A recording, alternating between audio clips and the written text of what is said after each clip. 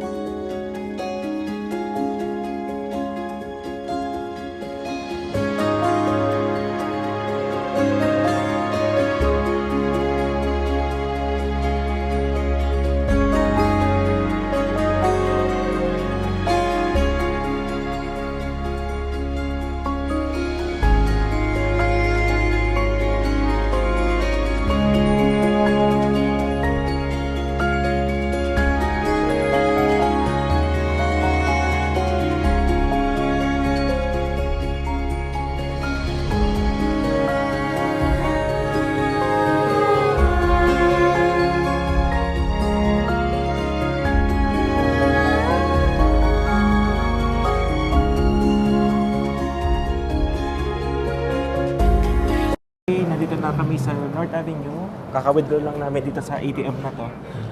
Then, ate, saan tayo pupunta? Wait lang. Tawid tayo.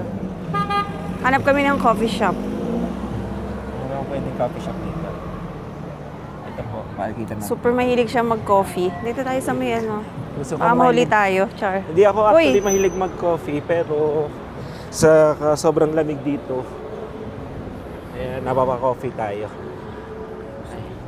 Naiiwan na tayo. Ayan, nakakita na kami ng coffee shop.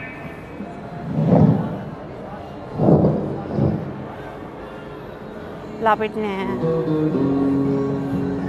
With music pa at the background namin. Ito, papasok kami sa coffee shop. Ang pangalan ng coffee shop ay Coffeex. Coffeex. Ayan.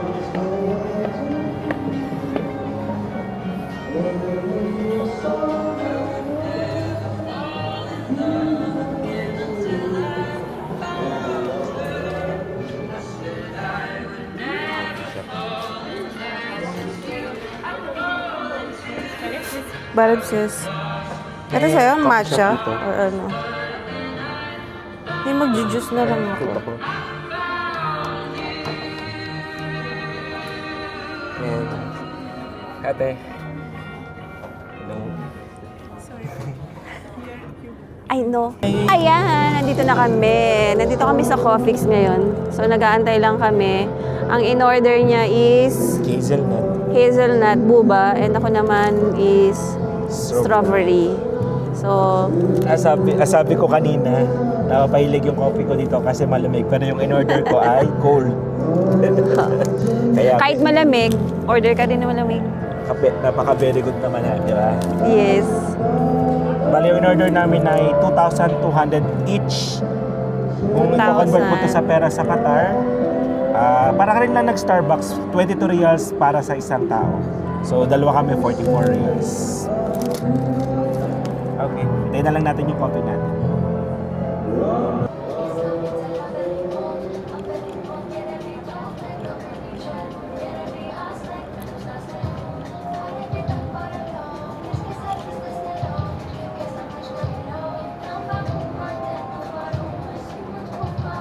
Okay, nandito na po yung order namin.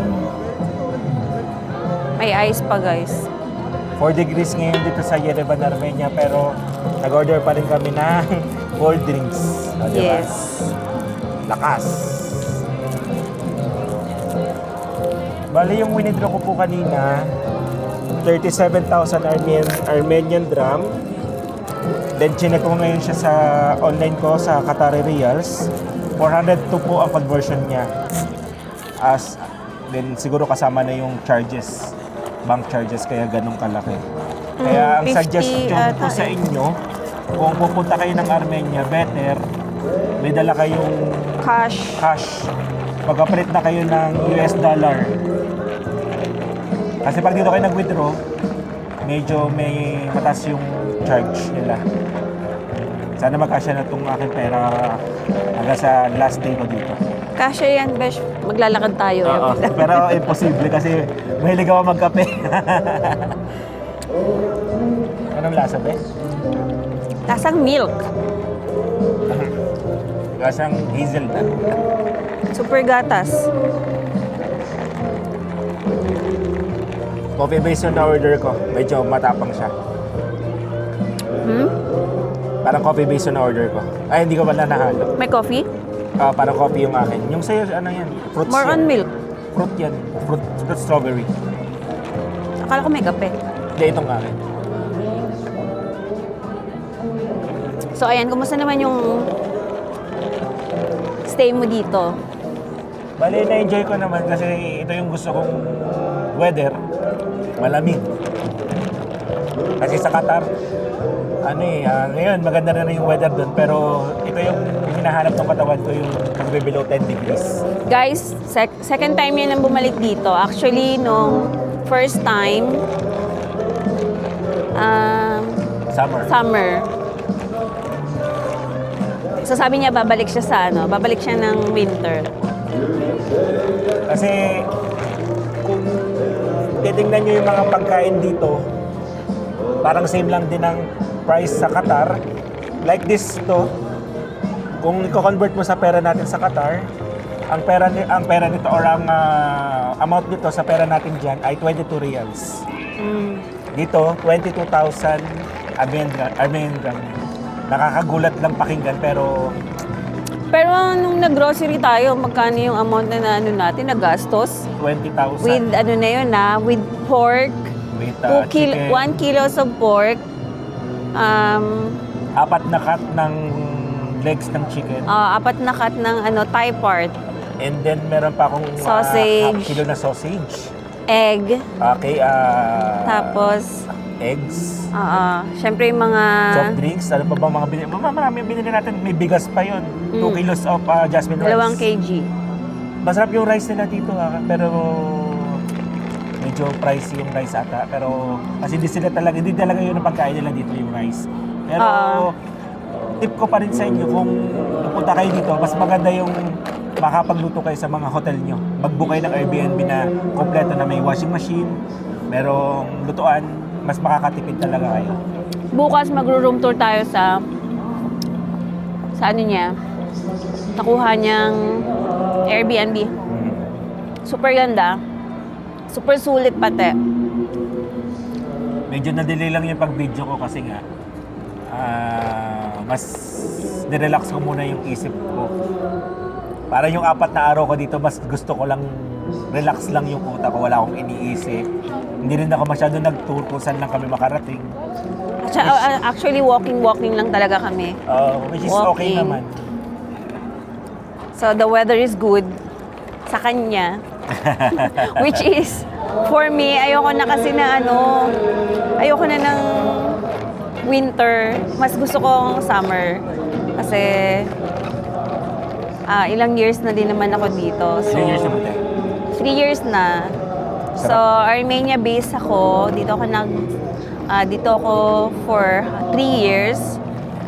So, for me, ayoko na ng ayoko na malamig. Gusto ko naman ng malamig. Ganun talaga eh. Hindi talaga bibigay talaga sa'yo yung gusto mo eh. Parang gusto ko na ulit bumalik ng Middle East, guys. Ako naman gusto ko naman mag-stay dito. Kung may trabaho lang dito na okay, why not I stayed here? So, ayun. For tomorrow naman, I will check pa yung ticket. Pupunta kami ng Gyumri, so watch out tomorrow. Kung paano makapunta ng Gyumri. It's another city po ng Armenia, so it's almost Ano ba plano natin? 2.5 hours by train. So, itutour namin kayo tomorrow sa Kumusta yung train Gyumri. nila dito? Para yung old din or medyo modern No, na po? hindi mo. Medyo modern na. Medyo modern na din. Oo. Kasi usually pag mga ano, di ba? Pero usually mabagal siya. Di ba usually nakikita natin sa train, medyo mabilis. Dito mabagal kasi parang every station ng places na papuntang Gyumri, humihinto siya. So, almost umabot ata siya ng 2 hours? 2.5 hour. So, ayun. So, bukas check ko din kung magkano yung ticket namin. Pero parang around 2,800 Armenian dram. So, ayun. 2,800 Armenian dram, dalawa na tayo doon. Hindi, isa lang. Isa lang yun. So, balikan will costly around 4,800. Hindi. 5,600 kung 2,800. 2,800, 5,600, tapos 5,600. another na naman. Kung Tuloy na yun. Ha, hindi. Bibili pa ulit tayo ng ticket pa, Okay. ano. So, 10,000 balikan. Oo. Nag-accept ba sila ng card doon? Hindi ko alam eh. O sige, tingnan natin yan bukas. Kasi ang winidraw lang natin ngayon ay 37,000. Kasi na siguro yan. Pero kasya na yun. Kasya na yun. Okay, ubusin lang namin to, then balikan namin ulit kayo kung saan kang makakarating after this coffee. Okay. Okay, ngayon, galakad ulit kami dito sa Northern Avenue. Pasilip lang sa mga meron dito sa paligid.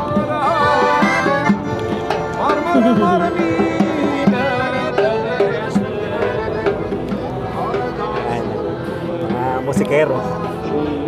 Yan ang aming music.